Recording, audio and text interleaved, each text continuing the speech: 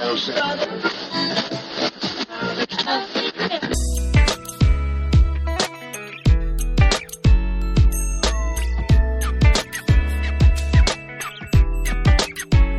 everybody. Welcome to the Pre-Accident Podcast. I'm Todd Conklin, your host. This is part 2 of a 2-part special on a conversation between Jay Allen and myself. So if you've not listened to part 1, you probably should go back and listen to part 1 before you listen to part 2. Although I'm not 100% convinced it would make any difference, it feels like the right thing to say to you guys because, you know, I always want to lead you in the right direction, or at least as close as I can to the right direction. That's what I'm going for anyway. So how are you? How was the week? Good? Anything exciting happen? I'm trying to think what's good going on here. Man, I always try to slow down in the summer. That's my goal because one of my favorite things to do is sit in my front garden. So if you've never been to Santa Fe, the houses are small brown adobe houses. The house is built of mud. And we have a lot of, I don't know what you'd call them, sort of private gardens. So it's common to build a wall around a little outdoor space that's just yours, and then inside that outdoor space, you do things with it. You plant plants, and usually water tolerant or drought tolerant plants that will make it in a place like New Mexico. And then you kind of make that your private outdoor space, and you kind of move from indoors to outdoors for about a half a year, and it's super nice. So I have one of those. I have a little private garden, and I've got Edison lights, LED Edison lights hanging over the top of it, which is really nice. It gives this kind of warm, soft glow to it. And then I've told you before, the great outdoor TV experiment. I have an outdoor TV that is just works like a dream. It just keeps working. I bought the cheapest flat screen TV I could find because I didn't think it would make it through the winter, and it's completely made it through the winter without problems. So now I wish I had a better TV, but it's fine. I mean, it works great. Little sound system out there, some nice chairs, a little fire pit, all that kind of stuff, barbecue grill. That's kind of where I hang out and make things happen. So that's cool. So that's what I've been doing. And then we're really working desperately on this workshop we're going to do in October. So the October workshop, which is in Vegas, which I know some people have, some people it's hard for you to travel to Vegas, but Vegas is a good place for us to have this workshop for a couple of reasons. But we're thinking about doing this 3-day sort of deep dive workshop. One of the days, maybe even 2, we're still talking about it, will be focused almost entirely on investigations. So we're going to really talk about not how to do investigations, because I'm not sure I know how to tell you how to do investigations. Every investigation I've ever done is different. But how to think about doing investigations, and then how to code information, and how to cover information, and how to look and seek and find counterfactuals, and how to actually write corrective actions based upon the analysis from your investigation protocol, and then use those corrective actions not as things to do, but in fact as judgments of need. And we can talk about this in great detail. Well, in fact, we will. We're going to take a couple days to do that for sure. And then the first day, it looks like it's probably going to be a foundations class because there's always a need for that. And I've got a brand new foundations class that I can't wait for you to see. And then after that, there'll probably be some kind of learning class because we need to do that. And that'll roll right into an investigations class. 3 days in Vegas. It's cheap as chips. And if you're interested, you could be a part of it. You'll want to contact Office Todd Conklin at gmail.com. No dots. Just Office Todd Conklin, which will put you in touch with Brent. And Brent can get you signed up and registered and in the class. It's in the Hampton Inn Conference Center on Dean Martin. The one across from the In-N-Out Burger. We've done some meetings there before. It's a great conference facility, and it's a really good location because it's close to the Strip, but it's not on the Strip, and there's no casinos in the hotel. 0. None. So if you want a casino in the hotel, do not stay there. Stay somewhere else. But if you're like me and get a little fatigued with the whole casino thing, it's a pretty good hotel for that. So that's coming up. That's October. The first week of October is when that is. It's Tuesday, Wednesday, Thursday. Details on that you can have. I probably haven't talked about it very much. It's just kind of been formulating. It's been percolating, as it will. And we'll see who plays along with it. There's some people that really want to get involved and help be a part of it. And so I'll give you those names as we get a little closer to it. But mark it on your calendar if you get a chance. So here comes part 2. And part 2, we're going to pick up at why the name pre-accident investigation, which Jay's really fixated on. which rolls into a discussion around Jenga blocks and sort of what this all illustrates and why we did it and what's going on there. And I think you'll find that part of the discussion that Jay and I have pretty interesting. I mean, at least it'll keep your attention, while you're walking the dog.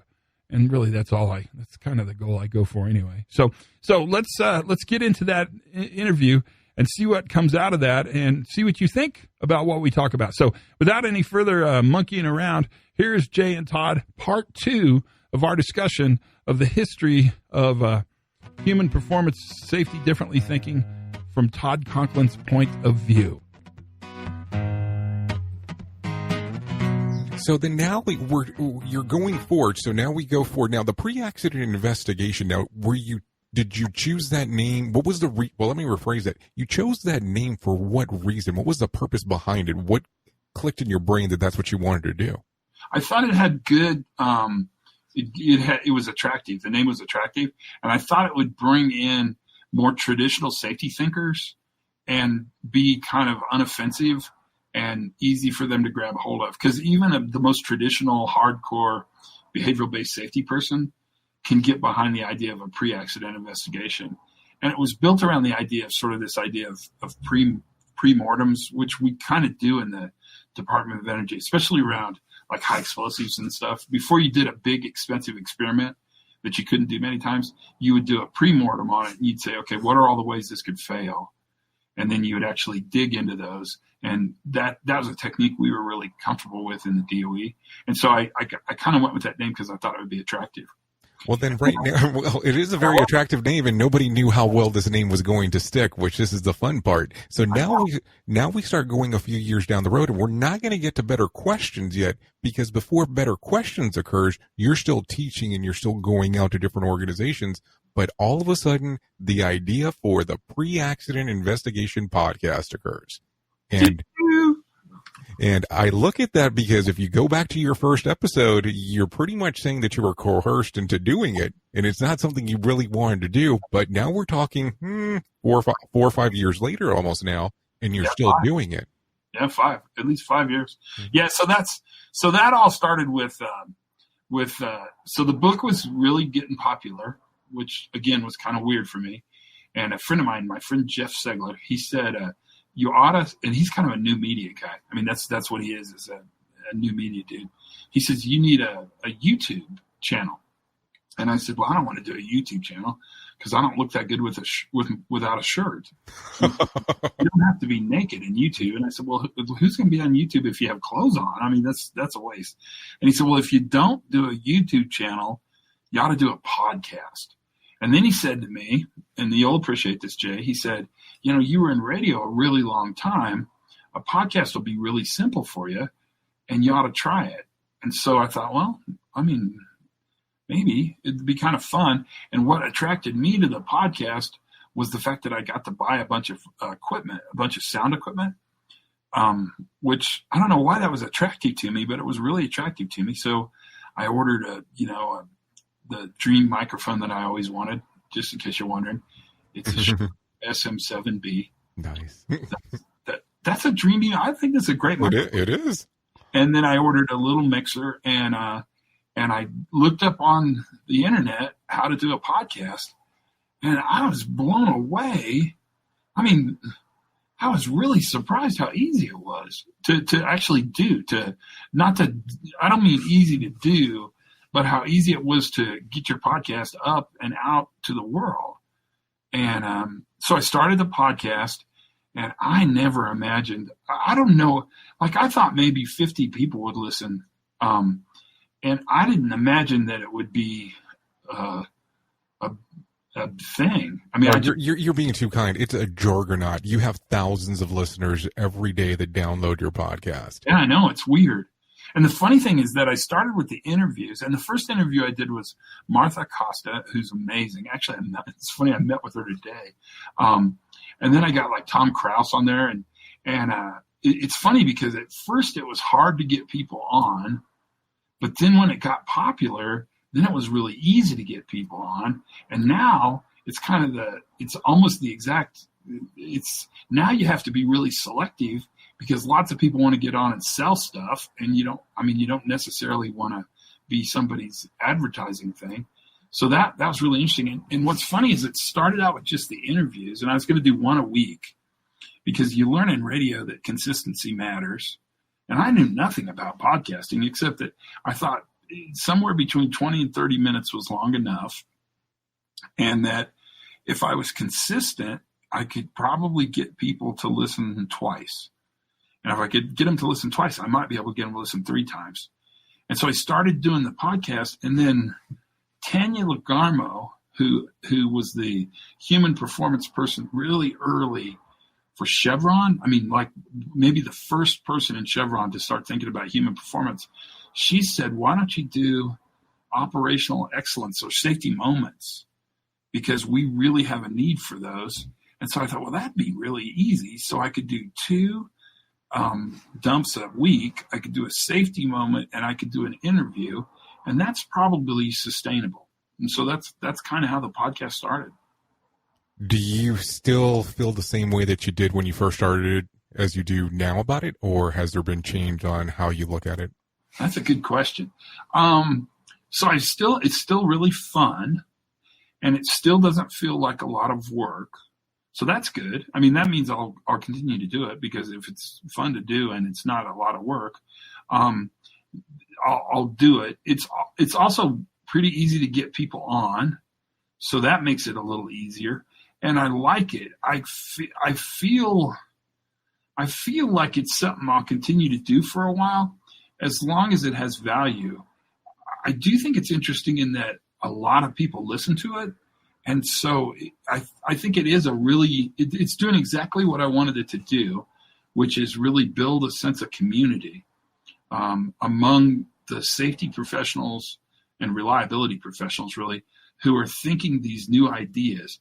Because at first it was pretty lonely, and you would have these ideas, and you'd go to an ASSE meeting at the time, and you'd be the only person in the room who didn't think that looking at worker behavior for unsafe acts was valuable.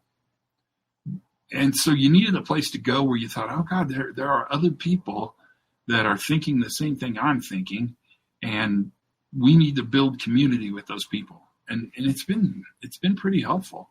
I mean, and so that was my goal.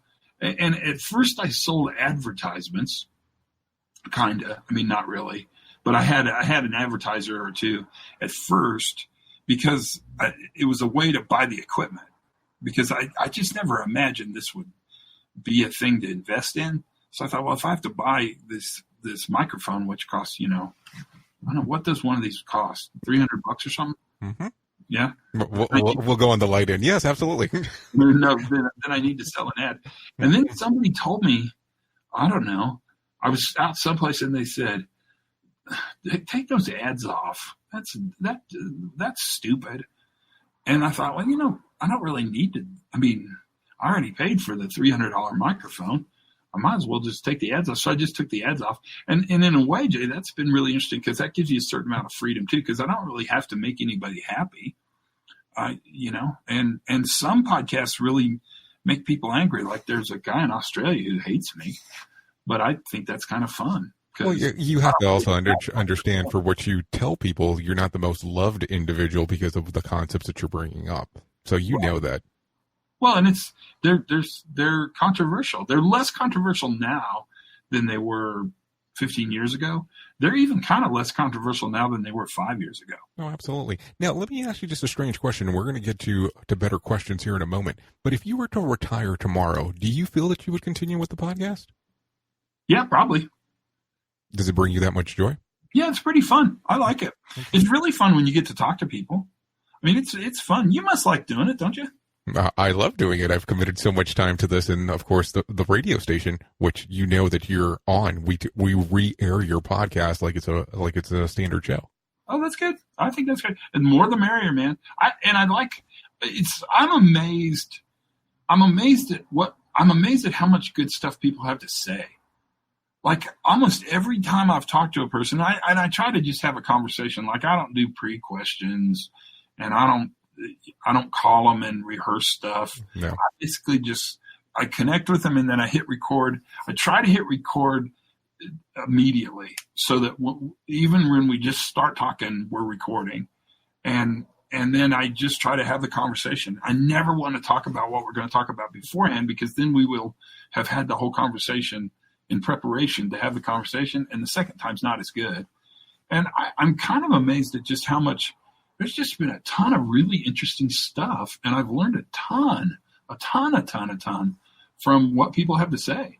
Well, I think it's funny that you mentioned that, because there's been times that we've been on the phone where you're like, don't talk about this to me because we're going to talk about it on the podcast. No. I know exactly what you mean. Yeah, you don't want to have the conversation, because some of the magic is just in having the conversation. I mean, it's the first time you have it, that's kind of when these really fresh kind of green ideas squirt out, and then they become really interesting to think about.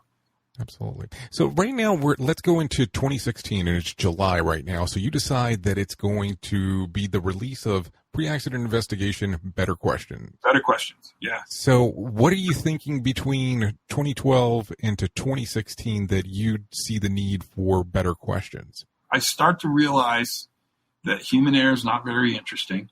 In fact, it's so normal, it's kind of boring, and it's never causal.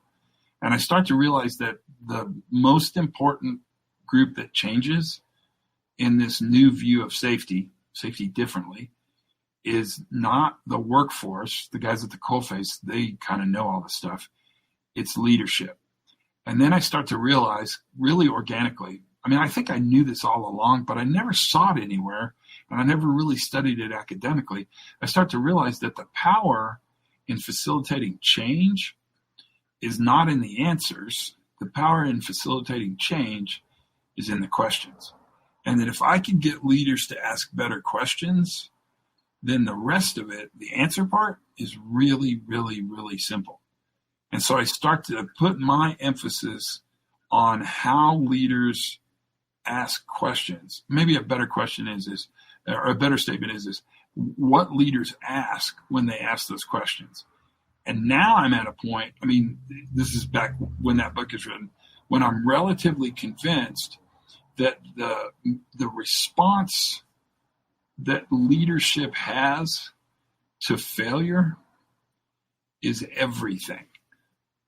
And what's funny is that in the early stages of human performance, and this is where Tony Machar and I get a little bit crosswise, I would actually suggest that the IMPO stuff and the early DOE stuff was written towards the focus of fixing the worker.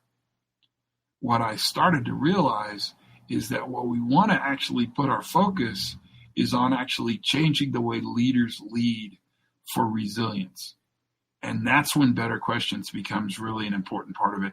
And I write Better Questions mostly out of a desperate need to get people to sort of understand that if they want different answers, they have to ask different questions. And that's when sort of I come up with the idea that the enemy of the question is always the answer, and that answers actually do something really, really negative. And that is that answers actually stop inquiry. And the moment we stop inquiry is the moment we stop being resilient. So are you thinking about learning teams during this time also, as you're writing this? We've been thinking about learning teams a lot. Now, I should tell you that learning teams, I never saw learning teams as anything other than just a tool. And in fact, when they first started, they would have been in the toolbox, the book 2. They wouldn't have been in book 1, because I just saw learning teams as a way to put together an ad hoc, worker-centric group of people to understand and explain some kind of operational phenomenon, either success, failure, near miss, close call, good catch. And we use learning teams. We put learning teams together at Los Alamos because we got together and had a meeting where we had a bunch of really smart guys with the best intention have an accident. And my big boss, the director of the laboratory, said, wouldn't it be great if we could just bring these people into a room, shut the door, and say, what the hell happened? And I said, well, I don't understand. I can't think of even one reason why we couldn't do that. In fact, let's do it. Did you have HR approval first? Well, we didn't ask for HR approval. I mean, it's funny. We didn't think of it. We didn't think of it as an intervention. We thought of it as really a data collection tool. And so because it was a data collection tool, we never saw it as a formal activity. It was just something you do in order to get to better understanding of the operational phenomena, the operational upset.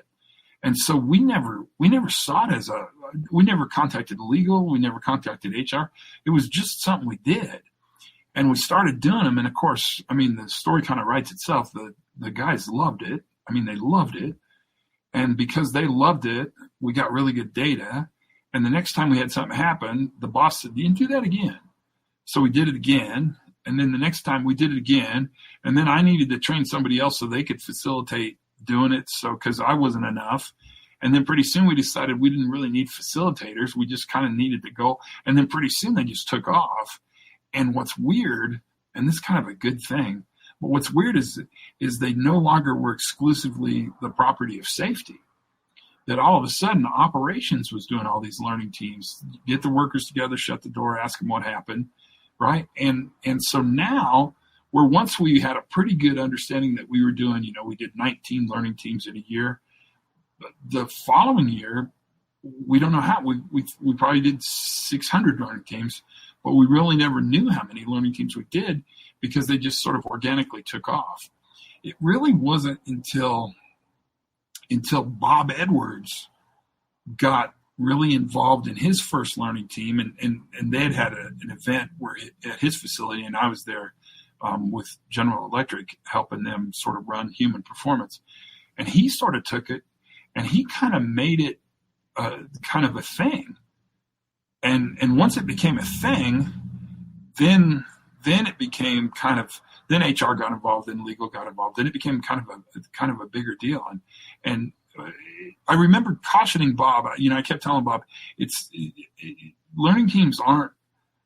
They're just a tool. They're a tool to help facilitate human performance. And he kept saying, "Yeah, that's true, but they seem to be more than that." And he was right. I mean, they definitely were more than that. And that kind of sort of set the stage for better questions, because you really do figure out pretty early. I shouldn't say it that way. You do figure out, I don't know if early is the right answer, but you do figure out that the power in our business is not in having answers. Answers are not that terribly important. The power in our business is asking the right questions. Now, I had to tell you that Bob has taken this book and actually ran with it as his own. Especially from the classes that I've been in with that Bob Edwards has actually conducted. Now, I have to ask you a question. You did reference on Pre-Accident, the first one, that you were using a particular publisher that had done other books, but when you get to Better Questions, you change publishers.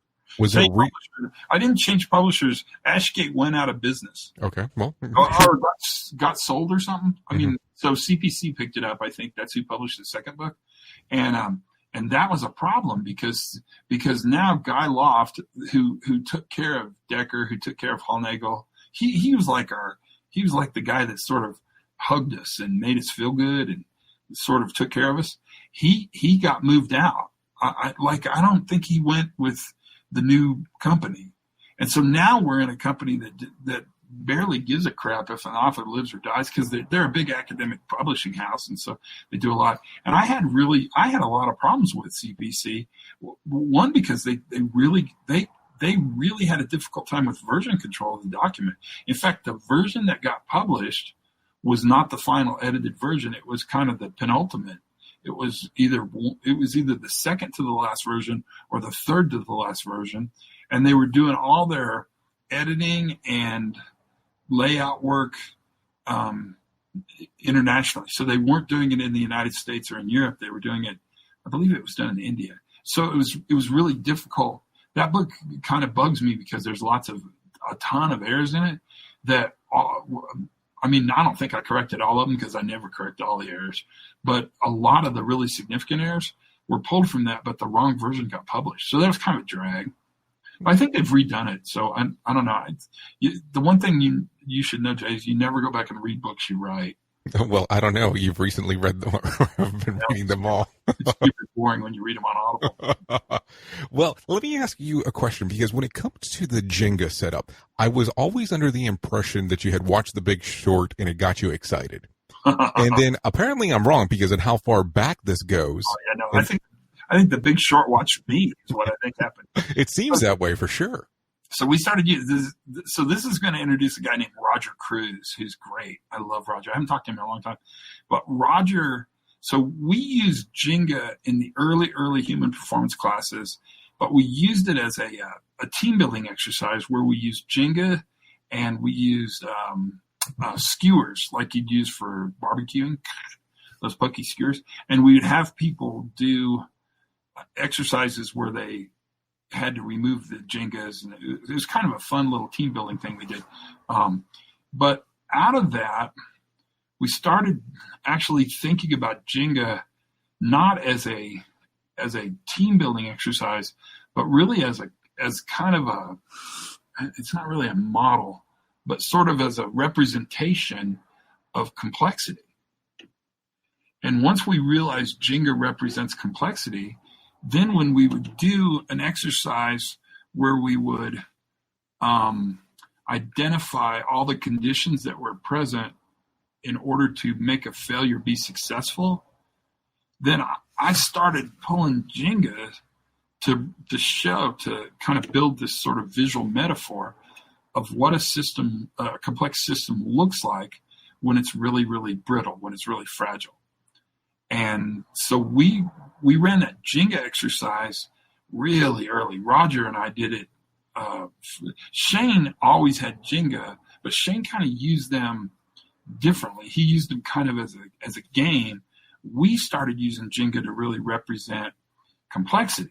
And then Bill Rigo got together at Savannah River, and he started bringing Jenga and dominoes. So he could show a complex system and a linear system, and those are really actually two very good visual metaphors for either of those systems. And that became really a big part of the way we did the instruction. And so the first book, the Jenga stack, just made sense because we wanted to illustrate the complexity.